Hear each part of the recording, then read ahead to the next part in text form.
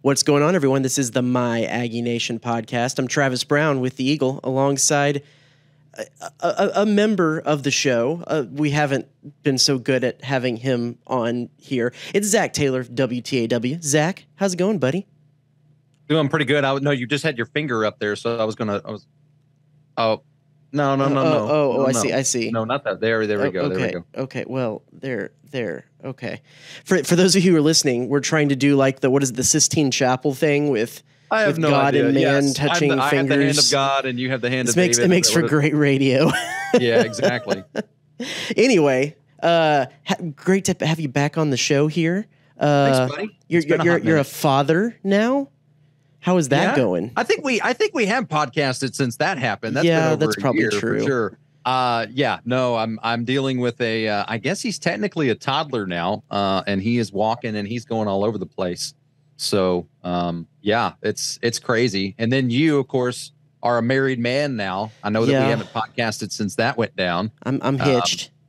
And you had the audacity, the unmitigated gall to get married on the same day as my son's first birthday. So did you smash cake?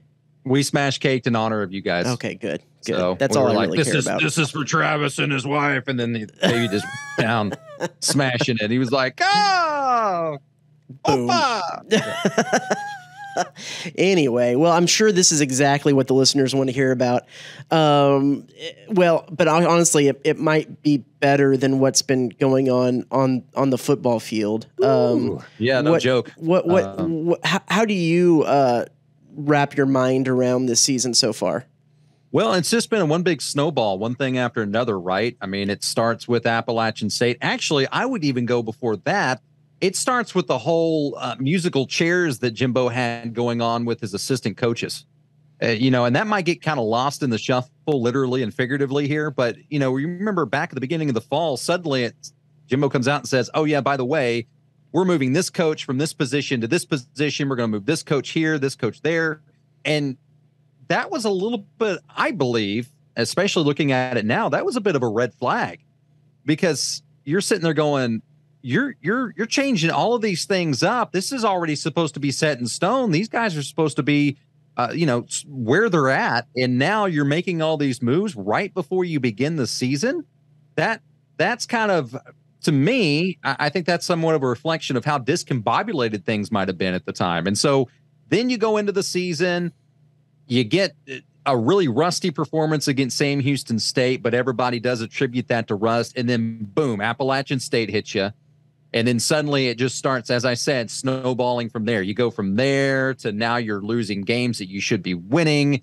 And you're losing faith with the fan base. You're wondering if players are starting to jump off board now. You've got guys, getting suspended multiple times throughout the season. Jimbo Fisher, for the first time really since he's arrived at Texas A&M, is in hot water. And I'm not saying that as saying he's on the hot seat. He's not going anywhere anytime soon because of that massive buyout. But he's upsetting a lot of people in the fan base and a lot of big time boosters for the first time since arriving. And there's really no excuses for the way that A&M has performed. And given all the things that have happened in the offseason and getting this really heralded recruiting class, now you've got some members of that recruiting class that are repeat offenders and getting suspended. Guys like Denver Harris and Chris Marshall, how many strikes do they get before they're finally kicked off the team? And yeah, this team is pretty lost right now. Offensively, you bring Jimbo Fisher in. He's supposed to be the offensive guru, right? He's the quarterback whisperer. We talked about that when he initially got hired. And he's supposed to kind of right this ship. Well, the thing that Jimbo really is in charge of and is hands-on more than anything is offense and quarterback play. And neither one of those have been good this season. And at this point, you're kind of saying, well, Jimbo, where are we going to contribute here? Where are you going to start kind of picking up your end of the slack, I guess? A&M's lost 3 in a row. They're off to their worst start since 2008. At 3-4, they're in danger of possibly missing out on a postseason bowl bid for the first time since 2008. So things are not going well for Texas A&M. And you're wondering, too, with that heralded recruiting class, all that talent that came on board, is it going to stick around? Or are these guys going to hit the transfer portal as soon as the season is over? I think you do have time to right this ship in the way of you've got Ole Miss coming into town. If you were somehow able to knock off the Rebels and you look at the rest of the schedule, I think all of those games are pretty winnable. And you could end up the season at 8-4, but you've got to get some changes. You've got to be able to figure things out. I was thinking they were going to do that after the bye week. I thought, all right, they've got some time. They can take their collective breath. They can readjust some stuff, get ready to go for the second half swing. And then they come out against South Carolina, and it's like they never even got off the bus. Like a baseball player stepping out of the batter's box, got to just readjust some stuff. Yeah. You get out and you do some of those Jim Schlossnagle adjustments. You take a deep breath, you look out in the outfield, you ponder the meaning of life for a little while, and then you get back in the batter's box and you're ready to go. But it's not been it hadn't been good, Travis. I think we could just kind of sum it up like that. It ain't been good. And if they if that's the case, I want the last 5 minutes of my life back. No. Yeah. Well, I'm just saying all of that rambling and all that ranting to surmise it ain't been good. And if they come out and lay a complete goose egg against Ole Miss at home on Saturday, then it's going to get even worse. Yeah. I'm not too up on. Yeah, good branding there. Good advertisement. You need to wet the whistle after the monologue. I don't have my 44 Farms Yeti to drink out of, so it's just a regular Dr. Pepper can for me. Sorry. So I don't have a whole lot of hope for the Aggies in this game this weekend. Ole Miss rushing attack really strong. A&M's rushing defense not so strong. Better against South Carolina, not so strong. It just seems like they're in any part of any of the phases of the game, they don't have a complete phase. You have a little bit of a running prowess with Devon Achane on offense, but your offensive line, I think, is the crux of all of the problems, really. And then quarterback is the next one. Well, and then you look at the wide receivers, and up until this last game, they haven't been able to make any catches in traffic. So all three of those have been a problem. Then on defense, you have a great defensive secondary who has the 12th best pass defense in the nation, but one of the absolute worst rushing defenses in the nation. You just can't put it together. I mean, I think that falls directly back then on coaching and scheme, because you have the pieces there, but it's just not gelling together.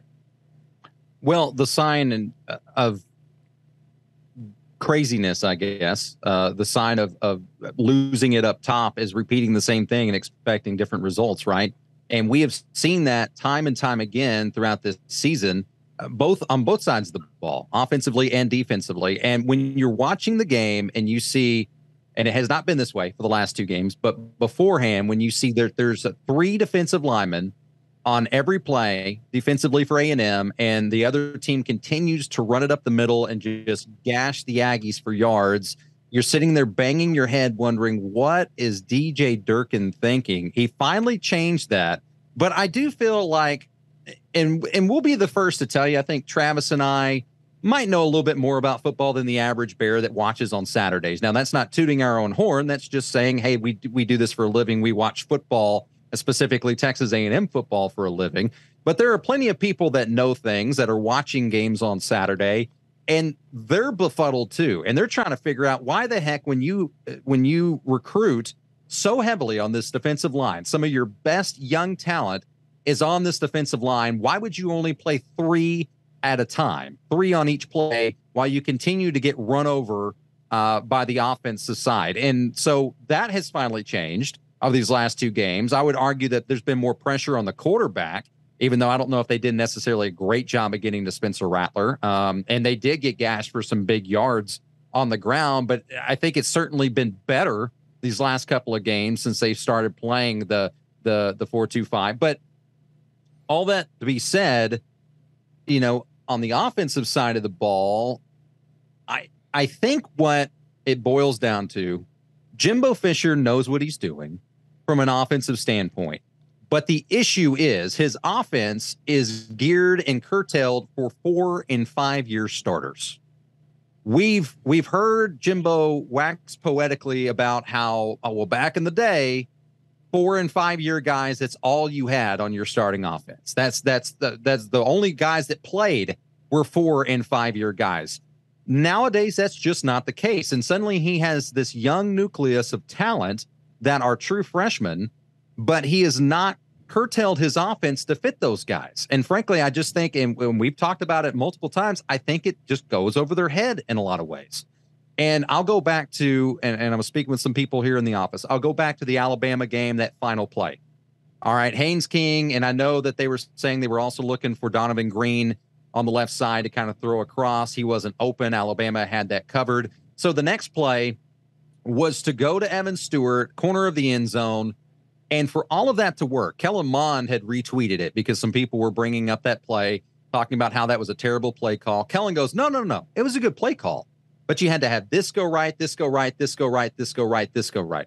If you're looking to get all of those things at once to go correctly for your offense to work, that's going to be too complicated for most people, and especially true freshmen. Well, and I'd argue that that actually makes it then not a good play call because your team is so young. I agree with you. Yeah. I mean, I know we're ripping open a Band-Aid for a lot of Aggie fans and bringing back some trauma here, but For 3 weeks ago. Yeah. Johnny Manziel tweeted him and Zach Evans could have run that same route 10 times in practice and hit it about, I think he said 3 or 4 times. Like, it's not a high percentage play call. And I think that that's kind of been a lot of the problem. Now, I will also argue, and people might want to fight me on this, the play calling in the offense was as best as it's been all season against South Carolina.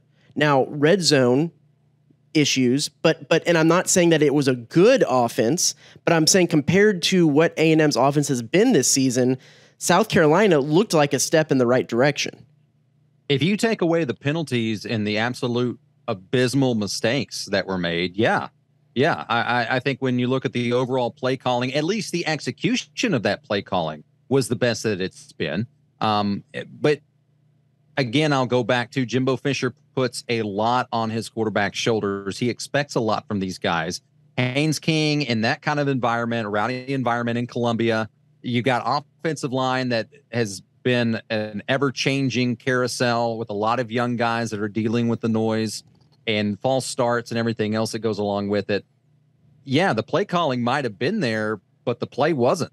And you've got to be able to make that work if you're a head coach. You've got to say, all right, my guys are not ready for this particular situation or this particular environment. We've got to curtail this. We've got to change this to where they'll be the most successful. And I agree with you. I think overall, when you look at it, A&M outgained South Carolina in yards. That was the first time since Sam Houston State that's happened, where they have outgained the other team in offensive yards. Best first half since Sam Houston State, and best first half quarterback play since Sam Houston State as well.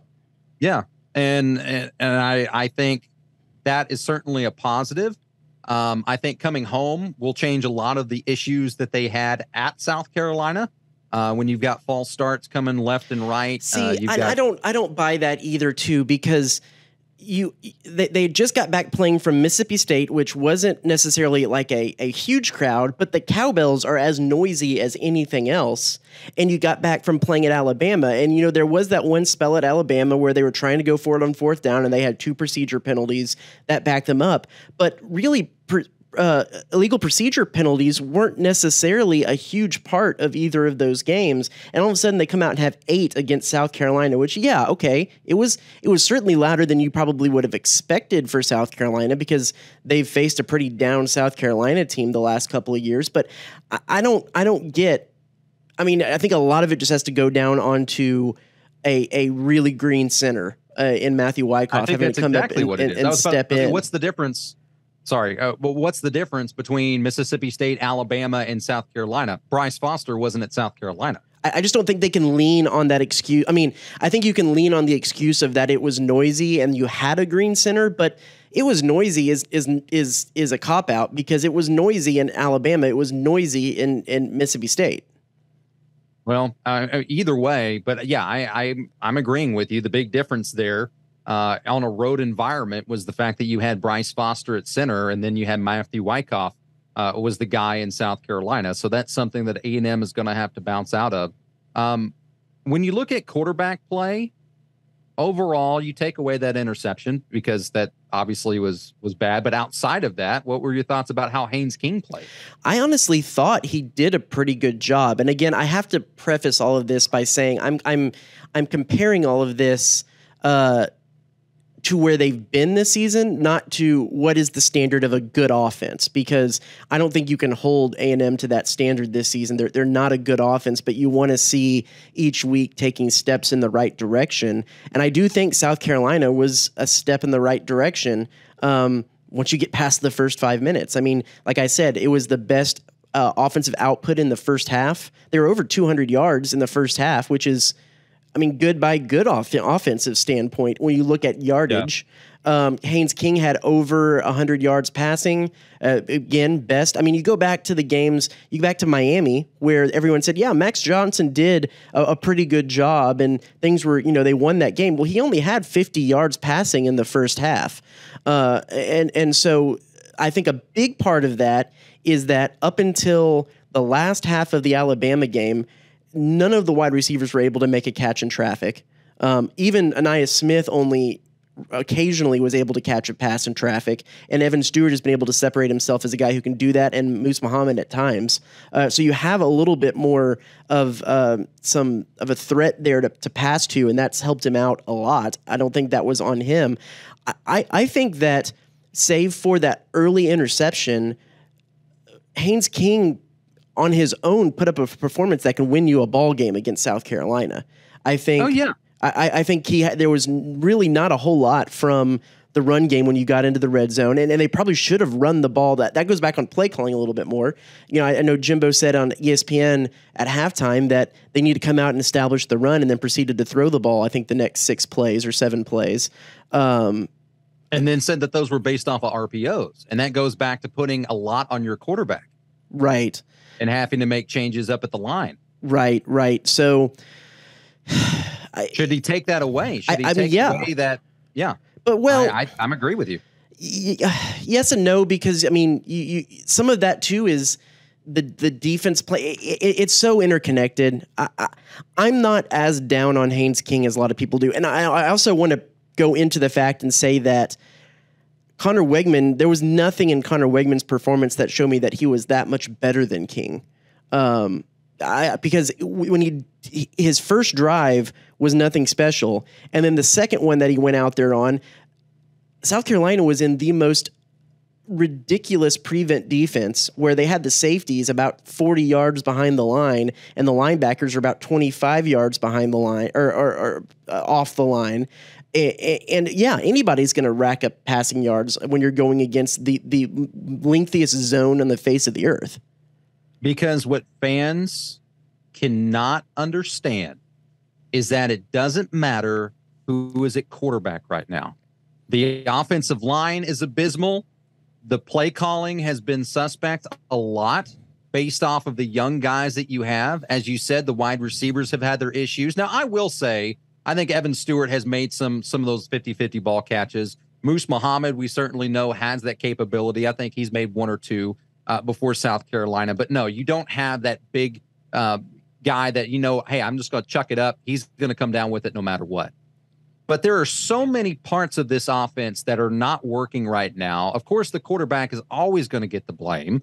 And everybody who is the most popular guy on campus? It's when the team's losing. It's always the backup quarterback. Oh, well, if you get this guy in there, man, this offense is going to just click like that. There's going to be no problem. It's going to be running up and down the field like it's going to 100 miles an hour. This is going to be a completely different offense once Connor Wegman gets back there. No, it's not.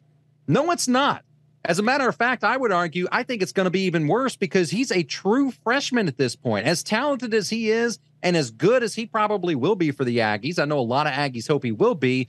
He is back there with a porous offensive line running for his life. Do you think he's going to do better with this? Or the guy who's been in this offense for 3 years? Do you think he will do better in this situation and has a little bit of that veteran savvy? Now, All that being said, Haynes has not played tremendous. He obviously has not taken care of the ball the way that he could. That was the biggest difference between he and Max Johnson, is Max Johnson had been taking care of the ball. He hadn't been making huge plays. He hadn't been coming out and driving the offense down the field, but he at least had been keeping the ball with the Aggies and then allowing them to punt when they needed to. Haynes King, a little bit more of a gunslinger and has that chance of a turnover. And I don't even feel like I've been necessarily defending Haynes in a lot of ways, but people have taken it that way, at least on social media and stuff, because you get these folks that absolutely believe that once you take him out and you put Connor Wigman in, the freshman phenom, that this offense is going to look like it's Tennessee all of a sudden. And everything is just going to click and it's going to be wonderful and roses, and suddenly nobody's going to stop A&M.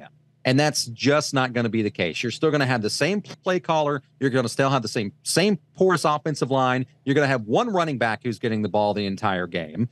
And you're going to have wide receivers that, as you said, can they make the 50-50 catches? Sometimes they can, sometimes they can't. So it's doesn't matter who's going to be back there. This offense is still going to have its struggles. You've got to be able to work with it. You've got to be able to maneuver with it. I don't think Jimbo Fisher's going to be making any changes anytime soon. I think he's going to wait till after the season is over. So at this point, you're hoping that it's going to click with these guys and they start playing above what they have these last several weeks. Let's close it out with this. And here's, I think, the thing that's the most interesting to me coming into this game is there's the cliches get thrown out about A&M getting to return home and getting to be in the friendly confines of Kyle Field. Is Kyle Field going to be as rowdy and loud as it normally is, or is apathy going to have set in? I think it will be loud. I think it will be loud. If you look at this season, as bad as A&M has played, you still have that glimmer of hope, right? That's the most dangerous thing, is hope. So when Aggies look at this and say, if we win out, we finish 8-4, which is where we are pretty much every year anyways. And so we're going to the same bowl games that we have every year. Is that disappointing? Yes. But the fact that you still finished with a good season, you've got a number 15 team coming into town. It's a night game. It's near Halloween. Crazy things happen there as well. I think that people will definitely show up. And there was a video that had been making the rounds on social media of the ticket pool and how many students were camped out in a freaking tsunami the other night as their tents are flying by, waiting to pull tickets for this game. And so I think the 12th man at this point is going to show up no matter what. Now, some of the olders on that west side of Kyle Field might be a little bit different, but I think as far as the student section, I think they're going to be rowdy and they're going to be ready to go. And I'm not big on score predictions, but do you think there's any way A&M pulls this one out? They are going to have to stop Ole Miss's run game. If Zach Evans is out, if that's a possibility, if he's still dealing with injury, that certainly helps them. They're going to have to get pressure on Jackson Dart. If they can pull that off defensively, that will give their offense a chance. I think they're going to have to rely heavily on Devon Achane. What else is new? If they're able to control that time of scrimmage or that time of possession and being able to keep Ole Miss's offense off the field, there's a very slim chance. And the fact that you all are also at home after being gone for so long, and now you're going to have a little bit rejuvenation underneath that home crowd, I think that is going to add some to it. I think there is a slim glimmer of hope that A&M can pull this thing off on Saturday.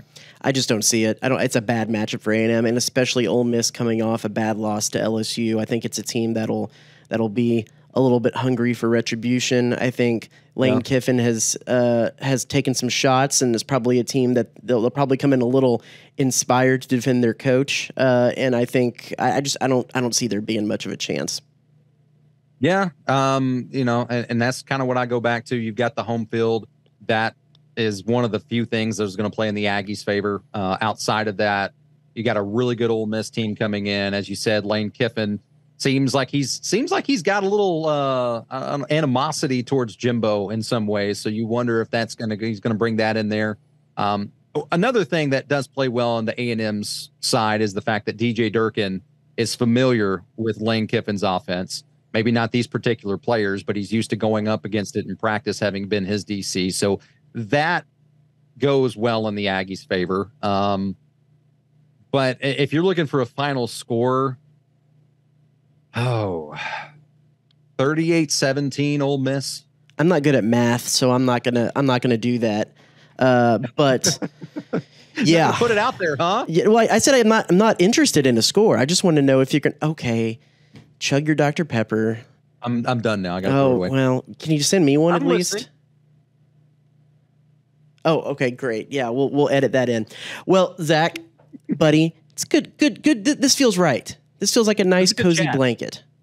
Yeah. It has been a hot minute. We need to do this a little bit more often. Pressers. Yeah. So anyway, that's Zach Taylor, WTAW. He will definitely be back on this soon. Next, if you're listening to the My Aggie Nation podcast, we will look at things from the Ole Miss side. We'll be back with that.